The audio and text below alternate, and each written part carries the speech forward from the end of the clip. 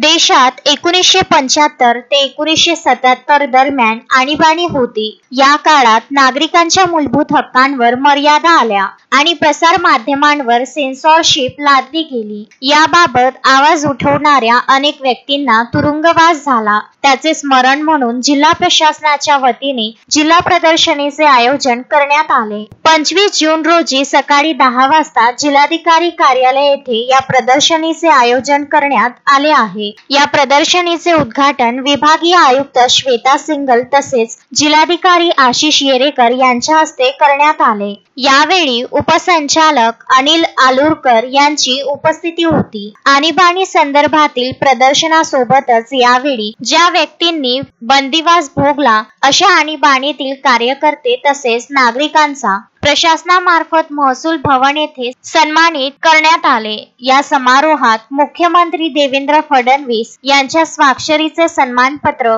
बहाल करण्यात आले। या समारोहास जिल्ह्यातील सर्व मिसा व DIR अंतर्गत आणीबाणी सन्मानधारक यांना समारंभाला उपस्थित राहण्याचे आवाहन निवासी उपजिल्हाधिकारी अनिल भटकर यांनी केले होते। नमस्कार, मी सुनील वामनराव सरोदे।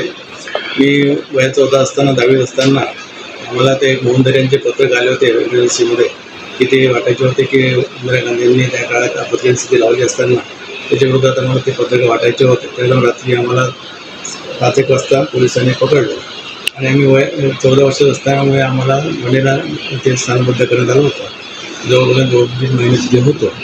विनोदराजे, श्रीकांत कुटुंबे आणि सगळे सोबत होतो पण आम्हाला ते व्यवस्थित राहण्याची व्यवस्था झाली होती।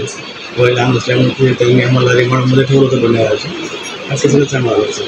अशोकभाई जोशी, विदर्भ न्यूज, अमरावती।